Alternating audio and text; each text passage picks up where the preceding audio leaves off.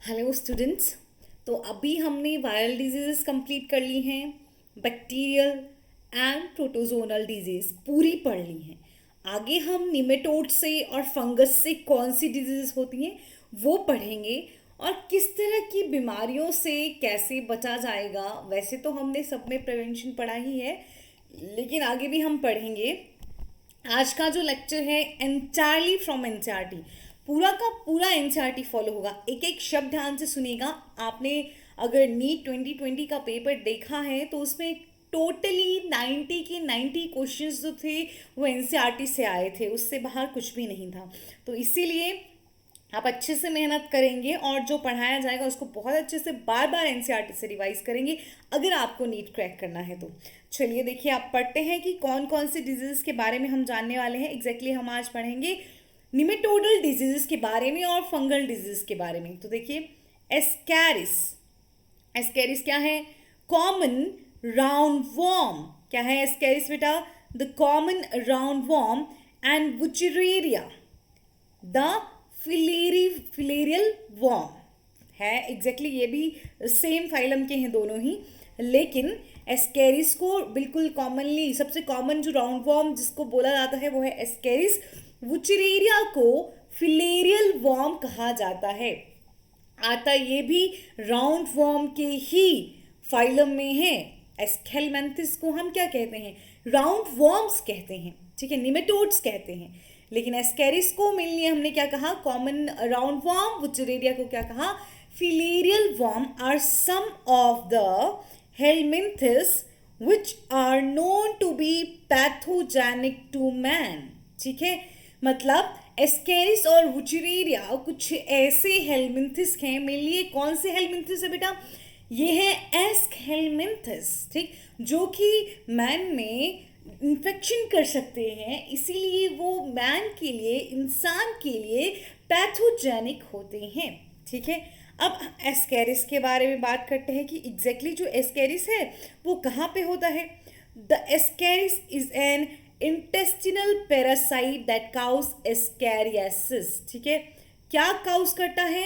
Ascariasis cause करता है। कहाँ एस्कैरिस पाया जाता है? इंटेस्टाइन में पाया जाता है। याद रखना है बच्चे हर एक लाइन। एस्कैरिस एक इंटेस्टिनल पैरासाइट है जो कि एस्कैरियासिस नाम की बीमारी कर सकता है।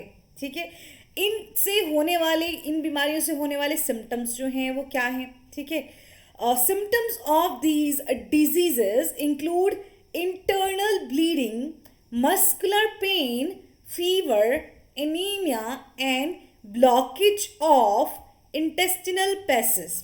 ये चीज़ बहुत अच्छे से याद रखेंगे, ठीक है, कि क्या क्या कहा, क्योंकि ये एनसीईआरटी की सिम्टम्स हैं, आपको याद रखनी ही रखनी है। You have no other choice. क्या आता है?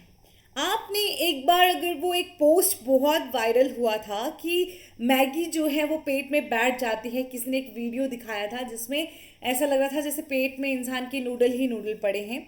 वो नूडल नहीं थे एग्जैक्टली, वो यही एस्कैरियासिस थे। ठीक है, ये एस्कैरियासिस अपना नंबर बहुत ज़्यादा बढ़ा देते हैं हमारी बॉडी में, जिसकी वजह से हमारी बॉडी के अंदर ब्लीडिंग भी हो सकती है, मसल्स में पेन हो सकता है, फिर फीवर आता है। जब भी ऐसा कुछ होता है ना इन्फेक्शन बॉडी को, तो क्या होता है? फीवर आता है। ब्लीडिंग हो रही है तो एनीमिया होता है। ठीक, और ये इतने ज़्यादा जो है बन जाते हैं कि इंटेस्टाइन का जो पूरा आगे पैसेज होगा उसी को ब्लॉक कर देंगे। समझ गए ना? इतने ज़्यादा हो जाएंगे ये हमारे स्टमक के अंदर बचे। ठीक, कि internal bleeding, muscular pain, fever, anaemia and blockage of intestinal passage, these will be the symptoms of these diseases जो एस्कैरिस से हो रही हैं, मेनली एस्कैरियासिस जो हम बोल रहे हैं। ठीक है, the eggs of the parasite are excreted along with the feces of infected person which contaminate soil, water, plants etc. तो जो ये पैरासाइट है ना, वो पैरासाइट इंसान के अंदर गए, इंटेस्टाइन में गए, ठीक, तो उसके स्टूल के साथ इंसान जब एक्सक्रीशन करता है, मतलब उसका जो पॉटी बाहर निकलेगा, स्टूल, फीसेस बाहर आएगी, उसमें पैरासाइट भी आएगा और फिर वो किसको खराब कर देगा? वो पैरासाइट जो है सॉइल को कॉन्टेमिनेट कर देगा, वाटर को कॉन्टेमिनेट कर देगा और प्लांट्स वहां पे जो होंगे उनको कॉन्टेमिनेट कर सकता है अगर जो लोग खुले में जाते हैं शौच करने के लिए। ठीक है, ये तो इंसानों की बात हुई। ठीक, और अगर किसी एनिमल में है तो एनिमल तो अपना एक्सक्रीटा कोई टॉयलेट शीट पे जाके नहीं करेगा ना, वो तो बेचारा कहाँ जाएगा, खुले में ही जाएगा। ठीक, तो फिर एग्स जो होते हैं पैरासाइट के वो इंटेस्टाइन में होते हैं और जब भी इंडिविजुअल एक्सक्रीटा बाहर निकालता है तो वो एक्सक्रीटा में पैरासाइट के एग्स होते हैं जो कि सॉइल, वाटर और प्लांट्स को कॉन्टेमिनेट कर सकते हैं। अब एक हेल्दी इंसान को कैसे इन्फेक्शन होता है? एक हेल्दी इंसान को ना वही वाटर, वही सॉइल में उगने वाले वेजिटेबल और फ्रूट से जो है वो इन्फेक्शन हो जाएगा। अ healthy person acquires this infection through contaminated water, vegetables, fruits etcetera. समझ गए कैसे होगा? कॉन्टेमिनेटेड वाटर, वेजिटेबल, फ्रूट से होगा। समझ गए बच्चे? इतना सिम्टम्स याद रहेंगे, internal bleeding, muscular pain, fever, anaemia, blockage of intestinal passage. समझ गए ना? ठीक है, आगे पढ़ते हैं। ये देखिए आपको क्या दिखाई दे रहा है, क्या लिखा है? Diagram showing inflammation in one of the lower limbs due to elephantiasis. ठीक है, एलिफेंटियासिस देखिए ये लोअर लिम्ब है। ठीक, एक लोअर लिम्ब है ना ये। ठीक, मतलब नीचे वाला हाथ या पाँव। ठीक है, हाथ तो होता नहीं है नीचे। ठीक, तो लोअर लिम्ब में किसी एक लिम्ब में जो है वो क्या हो जाती है? एलिफेंटियासिस। हाथी के पाँव के जैसा लगता है, इसीलिए एलिफेंटियासिस। अब ये एलिफेंटियासिस कौन काउज करता है? अभी हमने एक क्या पढ़ा था? एस्कैरिस। दूसरा हमने निमेटोड कौन सा पढ़ा था? एस्केलमेंथिस का। हेलमिंथिस कौन सा पढ़ा? वुचेरेरिया। ठीक है, वुचेरेरिया में कौन? वुचेरेरिया बैंक्रॉफ्टाई एंड वुचेरेरिया मलाई। क्या क्या बोला? वुचेरेरिया बैंक्रॉफ्टाई एंड वुचेरेरिया मलाई। ठीक, वुचेरेरिया बैंक्रॉफ्टाई, वुचेरेरिया मलाई, दोबारा बोला मैंने, मलई। ठीक, the filarial worms cause a slowly developing chronic inflammation of organs in which they live for many years, usually the lymphatic vessels of the lower limbs, and the disease is called elephantiasis or filariasis. ठीक है, चलिए क्या करते हैं फिलेरी warm? ये जिस भी इंसान के अंदर रहते हैं उसके बॉडी में, खास तौर पे कहा जो लोअर लिम्ब होता है वहाँ पे धीरे धीरे खुद को बढ़ाते हैं। ठीक है, बॉडी में खुद को बढ़ा रहे हैं, क्रोनिक इन्फ्लेमेशन कर देंगे ऑर्गन की। जहाँ भी वो रहते हैं उसकी क्या कर देंगे? क्रोनिक इन्फ्लेमेशन कर देंगे। वुचेरेरिया बैंक्रॉफ्टाई एंड वुचेरेरिया मलई जहाँ भी रहते हैं, जिस भी ऑर्गन में रहेंगे उसकी जो है वो क्रोनिक इन्फ्लेमेशन कर देंगे। इन्फ्लेमेशन का मतलब क्या है? जनरली तो वो पार्ट फूल जाता है, वहाँ रेडनेस हो जाती है, वहाँ थोड़ी दर्द शुरू होती है ना? तो इन्फ्लेमेशन यही मतलब होता है कि फूल जाना, सूज जाना, दर्द होना, वहाँ पे लाल लाल हो जाना थोड़ा। ठीक, और क्रोनिक का मतलब होता है बहुत लंबे टाइम तक की। ठीक है, एक्यूट होता है बहुत छोटे टाइम तक बीमारी रही, क्रोनिक होता है बहुत लंबा टाइम बीमारी रह रही है। ठीक है, तो वुचेरेरिया बैंक्रॉफ्टाई मलई जो हैं जिस भी ऑर्गन में रहते हैं वहाँ पे उस ऑर्गन का क्रोनिक इन्फ्लेमेशन कर देते हैं और वो वहाँ बहुत सालों तक रहते हैं, इसलिए स्लोली स्लोली वो वहाँ पे उस ऑर्गन को ख़त्म करना शुरू करते हैं। ख़त्म इन द सेंस ख़त्म भी नहीं, उस ऑर्गन को इन्फेक्ट कर देते हैं और उसमें क्रोनिक इन्फ्लेमेशन हो जाता है। यूजुअली हमको ये कहाँ देखने को मिलता है? जो लोअर लिम्स हैं उनकी लिम्फैटिक वेसल्स में। इंपॉर्टेंट क्या है? Lymphatic vessels. तो इस बीमारी को क्या नाम दिया गया? एलिफेंटियासिस और फिलेरियासिस।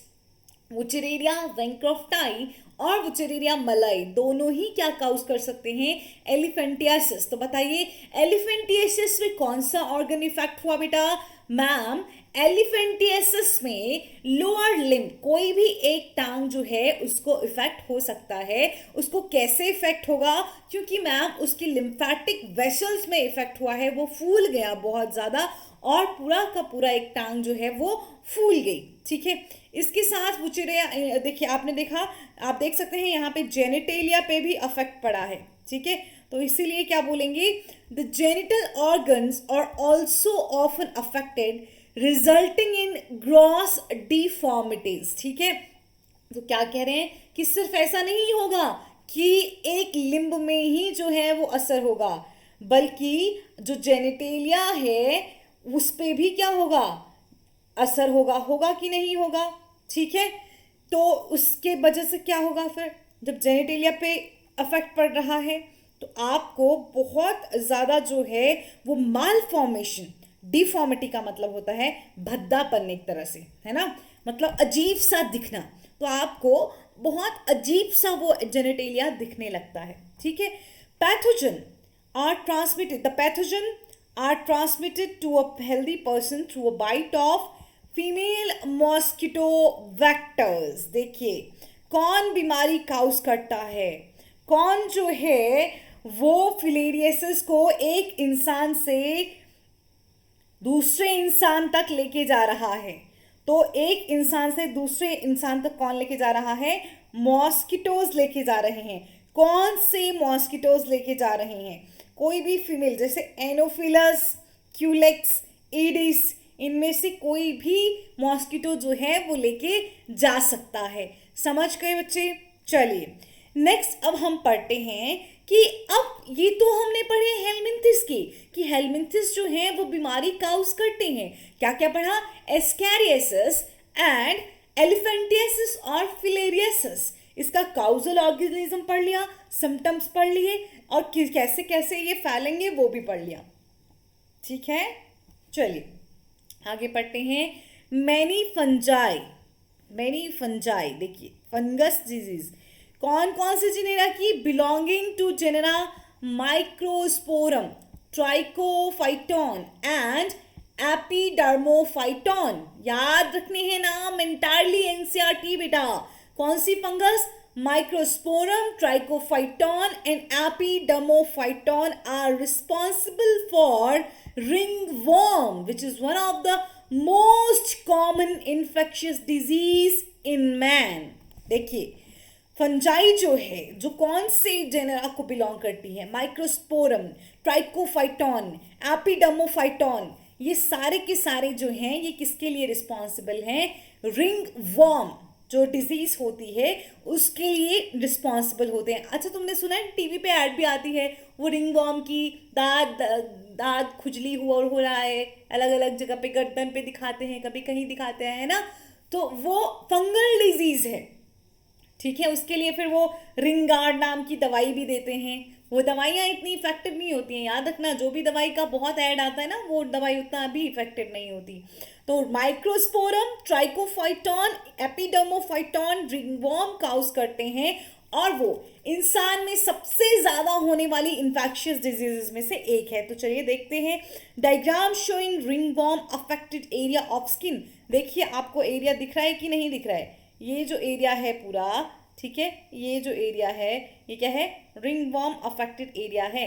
तो ये क्या हो गई, फंगल डिजीज हो गई बेटा। कौन सी डिजीज हो गई, ये फंगल डिजीज हो जाती है। ठीक, तो क्या होता है, क्या सिम्टम्स आते हैं इस डिजीज पे जब ये बीमारी हो जाती है, appearance of dry scaly lessons on various parts of body such as skin, nails, scalp are the main symptoms of disease। देखिए क्या पढ़ा अभी आपने, कि अभी आपने दांत देखा ना, तो ये बोलते हैं कि ऐसा ही सूखा सूखा सा दाग जो है वो बन जाता है शरीर के अलग अलग हिस्सों पे, जैसे कि स्किन पे बनेगा, नेल्स के आसपास बनेगा, आपके सर पे बन जाएगा। ठीक, तो ये जो लेसन्स आते हैं यही इस बीमारी का सबसे मेन सिम्टम होते हैं। ठीक है, अब जब आपको ये लेसन्स आते हैं, these lessons are accompanied by intense itching. जब ये दाद होता है तो खुजली भी होती है ना, दाद खुजली। ठीक है, तो ये जो लेसन्स हैं इसके बाद आपको बहुत ज़्यादा खुजली होती है। ठीक, heat and moisture help these fungi to grow which makes them thrive in skilled folds such as those in the groin और बिटवीन द टोज। अब बोला कि ये फंजाई जो है ये आई कैसे, मोस्टली गर्मियों के दिनों में, बरसात के दिनों में जो है ये दाद की समस्या बहुत ज़्यादा होती है, और जैसे ये दाद पड़ता है बहुत खुजली होती है। तो जो गर्मी होती है ना, और बहुत मॉइस्चर होता है, नमी उसमें होती है, गर्मी है ऊपर से नमी है, तो जहाँ भी हमारा स्किन जो है वो बहुत ज़्यादा होता है, ठीक, वहाँ वहाँ पे स्किन के, जहाँ भी स्किन के फोल्ड होते हैं वहाँ वहाँ पे ये दाद बन जाता है कहीं भी, ठीक है। ग्रोइन और बिटवीन द टोज, आपके हाथों के बीच में, पाँव के बीच में, ग्रोइन मतलब आपका जो जेनेटिलिया वाला हिस्सा जहाँ से स्टार्ट होता है उस तरफ को, अंडर आर्म साइड को, ठीक है। तो कहीं भी ये हो सकता है, किसकी वजह से होगा, हीट एंड मॉइस्चर जो है इसको और फैलाते हैं इस फंगस को, ठीक है। अब रिंगवॉर्म एग्जैक्टली पहले कैसे एक्वायर होता है, ठीक। रिंगवॉर्म्स are generally acquired from the soil or by using towels, clothes or even the comb of infected person, individual। Ringworm एक इंसान से दूसरे इंसान को हो जाएगा, हम इन्फेक्शियस डिजीजेस ही पढ़ रहे हैं, क्योंकि कैसे, अगर हो सकता है सॉइल में ये हो, या किसी का टॉवल आपने यूज़ किया, कपड़े यूज़ किए, किसी का कंघी यूज़ किया, जिस भी इंडिविजुअल को ये रिंगवॉर्म का बीमारी है ना, अगर आप उसका टॉवल यूज़ कर रहे हैं, क्लोथ्स यूज़ कर रहे हैं, कॉम्ब यूज़ कर रहे हैं, तो आपको भी ये बीमारी हो सकती है। तो ringworm, microsporum, Trichophyton and Epidermophyton, ठीक है। चलिए, ये भी आपने देख लिया। अब ये डिजीजेस आपने मेन पढ़ ली, ठीक। अब बोलते हैं कि खुद का ध्यान भी तो रखना है ना, पर्सनल हाइजीन रखिए, पब्लिक हाइजीन भी रखिए, ठीक, बहुत इम्पोर्टेंट है। इन सारी जितनी भी आपने बैक्टीरियल, फंगल, प्रोटोजोनल, जितनी भी हेलमिंथस की जितनी भी डिजीजेस पढ़ी, उन सब के लिए ज़रूरी है आप अपना हाइजीन रखें, पब्लिक हाइजीन रखें। तो देखिए, अब बात ये बताते हैं कि कैसे आप अपना हाइजीन रखेंगे, ठीक है। अपना हाइजीन रखने के लिए क्या करेंगे भाई आप, maintenance of personal hygiene and public hygiene is very important for the prevention and control of many infectious diseases. क्या बोल रहे हैं कि जो आप अपना ख्याल रखेंगे, आप पब्लिक हाइजीन रखेंगे, वो बहुत ज़रूरी है इन इन्फेक्शियस बीमारियों को रोकने के लिए, इनको कंट्रोल करने के लिए। अब बोल रहे हैं कि आप पर्सनल हाइजीन रखने के लिए क्या क्या कर सकते हैं। देखिए, मेजर्स फॉर पर्सनल हाइजीन, मतलब पर्सनल हाइजीन के लिए क्या रखेंगे आप, include keeping the body clean, consumption of clean drinking water, है ना, फूड, वेजिटेबल्स, फ्रूट्स एटसेट्रा। तो ये बोल रहे हैं अपने लिए बस इतना करो, अपनी बॉडी की साफ सफाई रखो, उसके साथ साथ साफ पानी पियो, साफ खाना खाओ, साफ वेजिटेबल्स और फ्रूट्स खाओ, तो आप अपने आप को सेफ रख सकते हैं, आप अच्छे रह सकते हैं, ठीक है। अब बोल रहे हैं कि तो पब्लिक हाइजीन में क्या आया, कि पब्लिक हाइजीन क्या होगा, पब्लिक हाइजीन में आता है it includes proper disposal of waste and excreta. जितना भी आपके घर का वेस्ट है, एक्सक्रीटा है, उसको सही तरीके से डिस्पोज ऑफ करें, सही तरीके से फेंकें, खुले में ना फेंकें, कूड़ेदान में डालें, ठीक है। Periodic cleaning and disinfection of water reservoirs, pools, cesspools and tanks, and observing standard practicing for hygiene in public catering, ठीक है। देखिए क्या बोल रहे हैं ये कि पब्लिक हाइजीन में क्या आया, अपना जो भी जितना भी डिस्पोज ऑफ करने के लिए जो भी मटेरियल है सही से उसको फेंको, ठीक है।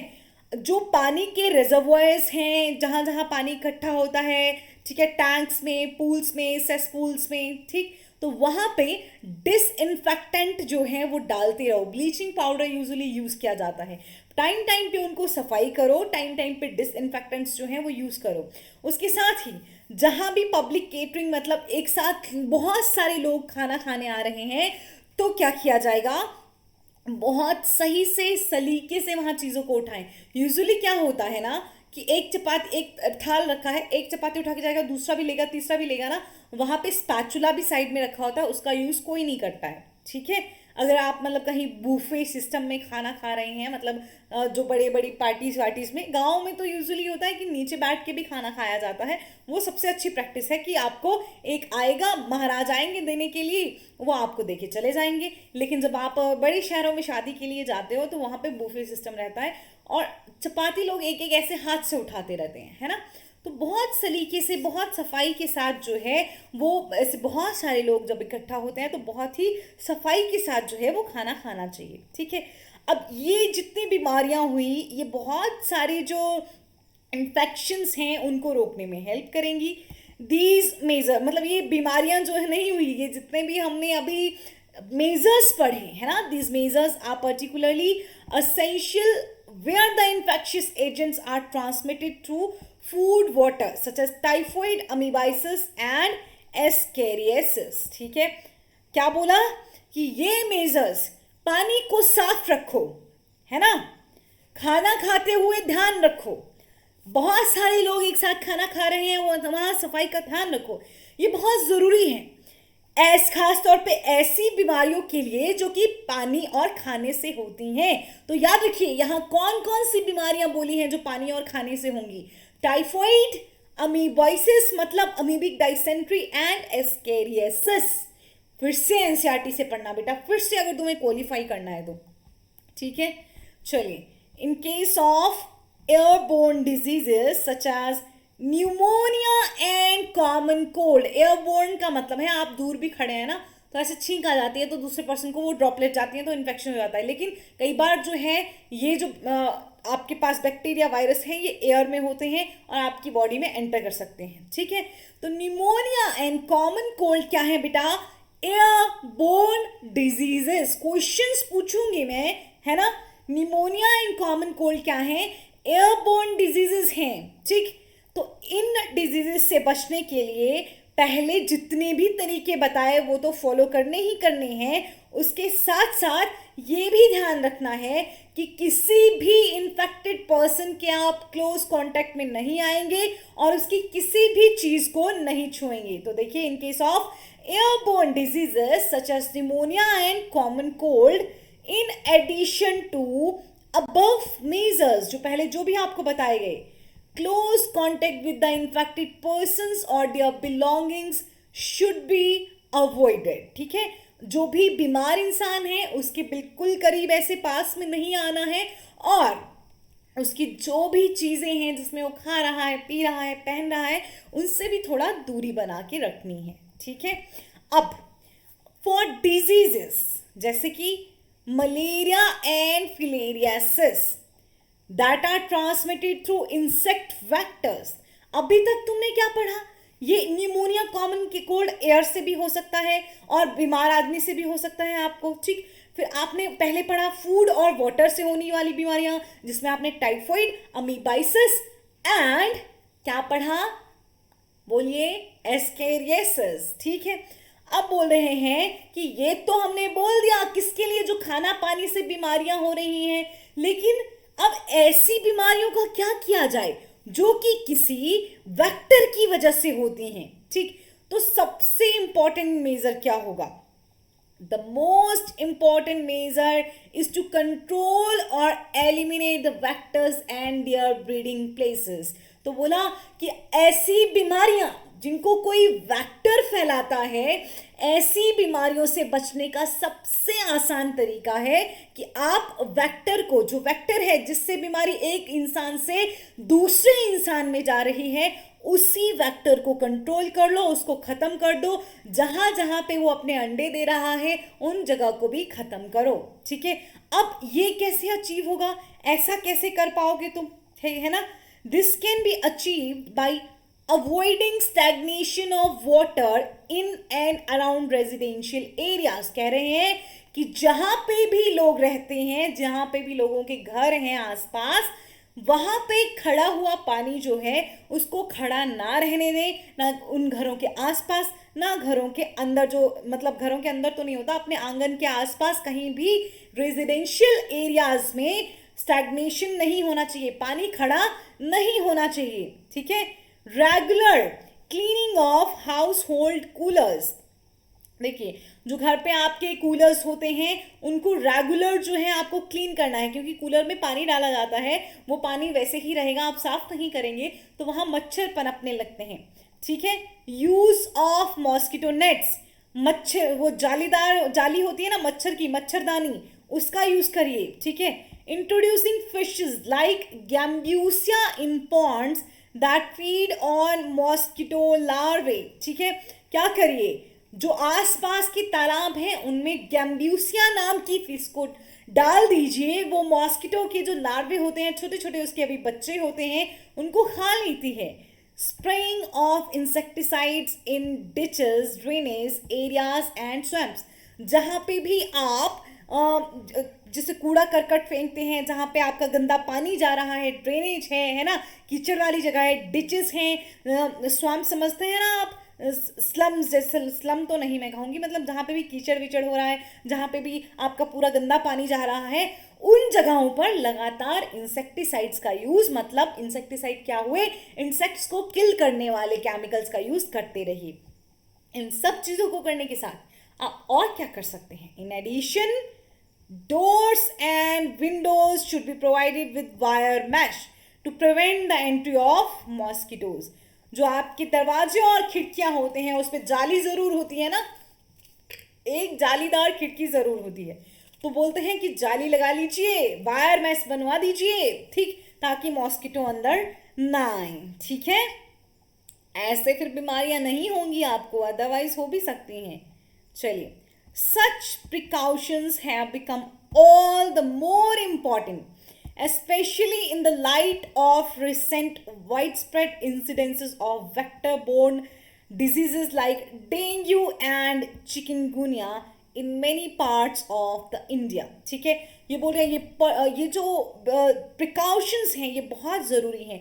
क्यों बहुत ज़रूरी है, क्योंकि आजकल वेक्टर से जो है बहुत सारी बीमारियां हो रही हैं, जैसे कि मलेरिया तो पहले होता ही होता था, डेंगू और चिकनगुनिया के केसेस भी बहुत, जो हमारी कंट्री है उसके बहुत सारे हिस्सों में होते हैं। तो डेंगू और चिकनगुनिया दोनों का ही वेक्टर क्या है बेटा, इडीस मॉस्किटो। कौन सा वेक्टर है, इडीस मॉस्किटो।